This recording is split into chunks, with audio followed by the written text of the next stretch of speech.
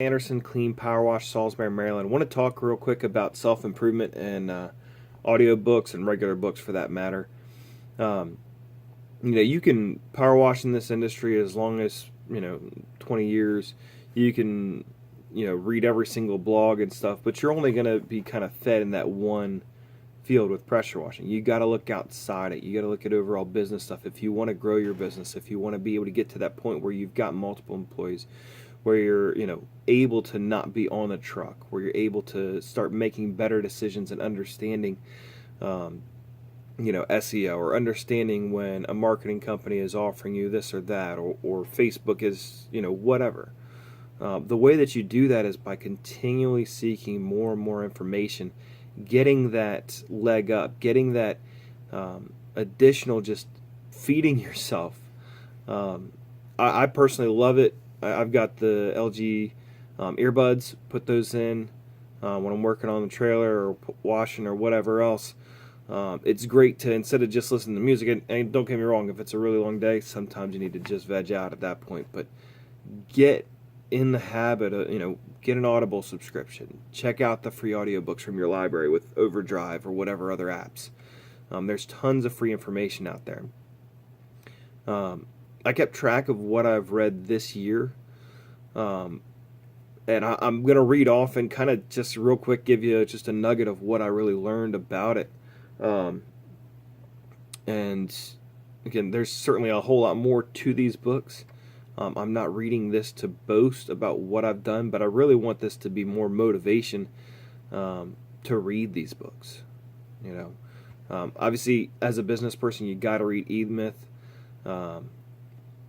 Tons and tons of stuff. I mean, that's kind of one of those foundational books about setting up systems, about kind of understanding and kind of planning on exactly how to run your business, or the processes inside it. I'm currently, Start is what I'm reading right now, as well as the Pumpkin Plan. Quitters next on my list. Tribes by Seth Godin. It was great, just kind of figuring out how to get a following. Getting to that point where, if you're a personality, or even just with your business, that people become interested in your product. And then as a tribe, they're going to be more defensive and willing to, help you out with reviews. If people start to try and talk trash, they're there behind you. Monk and the Merchant, really, really easy read. I'd actually really recommend to slow down when you're reading it. Read through the chapters, see the big points and stuff, and it's a lot of biblical based stuff, but also understanding too that it's not just, the meek inherit the earth. No, like there's really good stuff on taking care of your family, why you're doing this stuff, treating people right. Extreme Ownership, awesome audiobook to listen to. The voiceover is by Rocco, whatever his name is awesome, and it really reiterates and hits home the point that when there's failures in your business, it's not your employees, it's you. One way or another, it all comes back to you, or comes back to me in that situation. If my guys fail on something, it's because either they weren't trained right, they weren't set up properly. It all comes back to me. And that's a really big thing. It's very easy to blame screw-ups on employees. You can't just do that. You've got to understand that there's so much more to it. And also being able to look at, okay, we screwed this up, or this went wrong. We can't just gloss it over and fix that one thing. We got to figure out, well, what happened before that? Where did we drop the ball? Where did we go wrong? Elon Musk, one of the few biographies that I went through. It was a very long one. But it's cool just to listen and hear just that drive and confidence and get it done. It doesn't matter what it is. Elon's not going to stop. He's going to get it done, whatever it takes. Doesn't matter what the odds are against him. And obviously he's had amazing success and spectacular failures.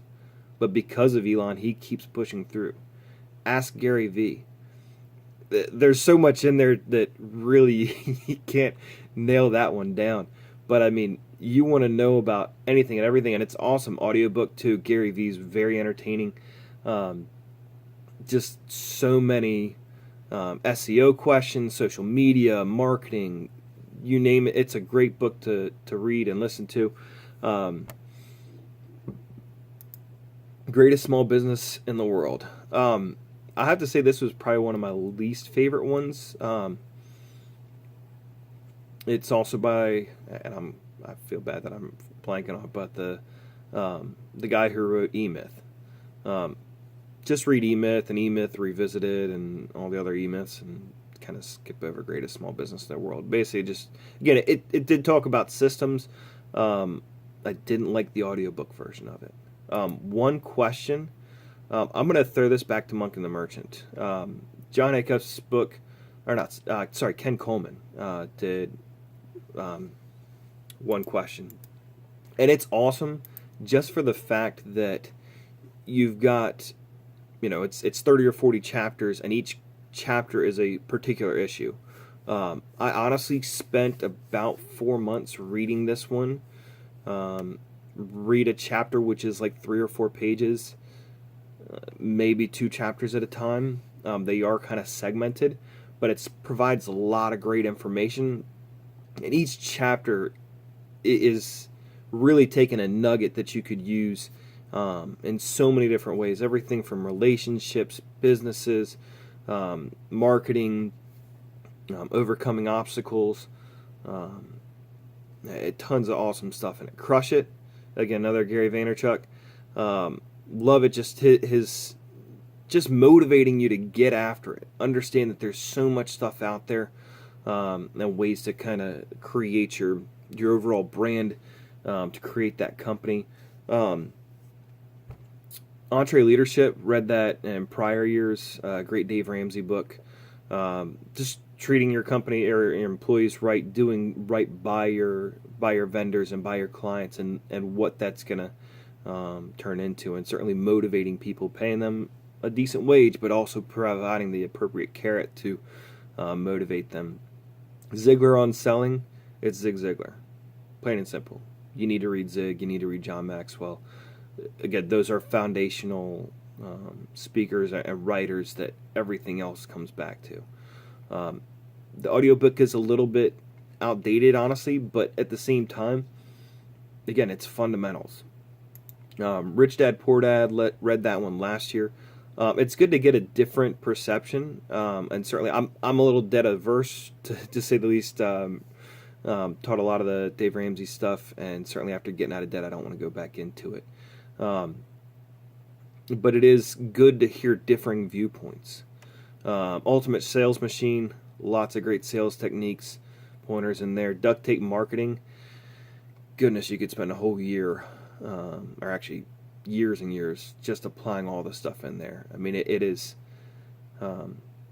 every chapter, honestly, you kind of need to go back through and read a couple of times. Pressure Washing Bible, either that was like one of the first books this year, or read that in 2015. Again, lots of awesome stuff there. All right, sorry, I had to take a little break there. Pressure Washing Bible, obviously, is a pressure washer. You need to read that. Very cheap, lots and lots of great information. Again, just kind of realizing too, just to build a solid business and foundation, and to understand too, that just because business is great right now doesn't mean that you don't need a backup plan or a plan for the future. Good to Great, awesome. I think a little bit of Good to Great is a little bit above what most of us with power washing can really get to. I'm not trying to talk down to us as an industry, but most of that was focused on big companies. At the same time, in pressure washing, getting to a company of 10 employees or 20 or 30 is great, and sustaining that, not just being okay, we're a good company. AMP is a perfect example. They were a great company and they're gone. Zappos, great thing about customer service. Guerrilla marketing, again, ways to leverage different medias, different platforms. This one I would recommend to listen to multiple times. Living Forward, having a plan, realizing that just focusing on what's going on today and not looking 10, 20 years down the road, and kind of what that gives you the ability to kind of take a step back from your daily grind and understand, well, what's the point of this? Why am I working 80 hours a week, the last 4 or 5 years? Do I want to continue to do this the next 10? No. The answer is no. You want to figure out a way to not be working that many hours, but to love what you're doing. Thank you economy. Gave Gary Vaynerchuk again. Take care of your customers. Treat them right. Understand that thank yous and being, appreciative and the value that that's going to have. Linchpin. This is kind of more for corporate, I guess I would say, but still be important in your business. You do want to get it to the point where you can be replaced by someone who is equally a linchpin as well, but also understanding that it's very important to, be able to voice important things in your business. I don't remember how many Laws of Leadership, but Laws of Leadership by John Maxwell. Again, apply those laws. But again, it comes back to stuff like with extreme ownership. I mean, you've got to lead with a good example. You also have to understand that if you're not a super great leader right now, you can become better, but you may not become the top leader in the world, or anything like that. Leader within you, drawing a little bit of a blank, but again, it's drawing out more of that potential that you have. 25 ways to win friends and influence people. The title says it all. I mean, again, it's all about developing those relationships, networking, and realizing that what that can do for you and for your business. Start with why. There's a lot of stuff about, if you understand your why, you can deal with any how.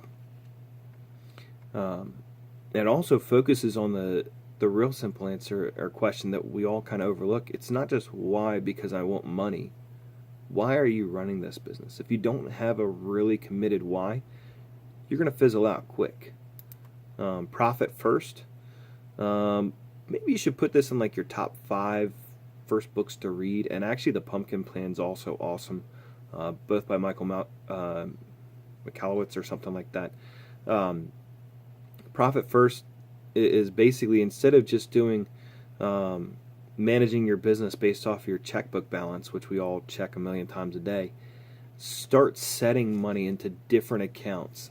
Set that profit account so that you do see the fruits of your rewards, so that you do actually force yourself to become profitable. When that money, you take 10% or 15 or 5% or whatever and set that aside, you'll all of a sudden realize that you actually are making money, because then you're going to change your actions with what's in your actual bank balance. It also helps with, paying your taxes and employee income and all that, and making sure that you're not, stealing from one thing or from one pot for another. Pumpkin plan, talking about raising pumpkins and how we need to trim the bad and needy customers and go after those big ones, and also figuring out what we need to do to focus on what really matters, and the bigger powers there. The one thing, again, talking about focus, it's very similar to start with why. Figure out what you need to focus on. If you know that core thing that you need to focus on, that's going to help you kind of see the priorities in the different areas and things around that. The power of habit. This can be applied to basically every aspect of life, business, whatever. Understand that why you're doing something, that, what's driving you to do that and making it a habit. And also the power of breaking bad habits. SEO 2016, it's fairly cerebral, but at the same time, even if you only get 2% of what they're saying in it, or implement a small portion, any bit of SEO work that you do is going to be better than nothing. Tony Robbins, one of his books, again, me being more debt averse, it was okay. And The Tipping Point,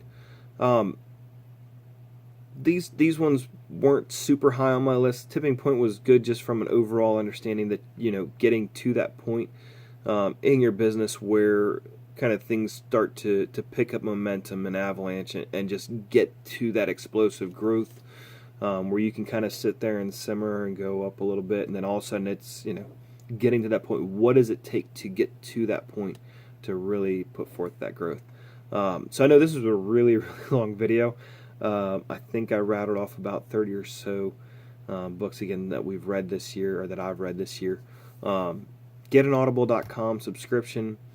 It forces and automates the process of me looking and say, oh, well, I got a credit I need to use. So let me go ahead and listen to this book. And a lot of these too, listen to them multiple times.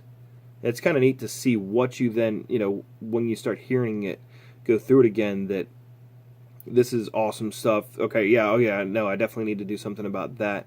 And some of these books too, I would recommend, the audiobook version over the paper copy. Some I would recommend both. Profit First, you probably should listen to it 5 times and get the book, write through it all, take notes, implement it all, and just kind of reap those rewards there. So again, sorry this went so long. Hope it was worth it for you, and I hope this motivates you to get your nose into a good book. Great night. Thanks.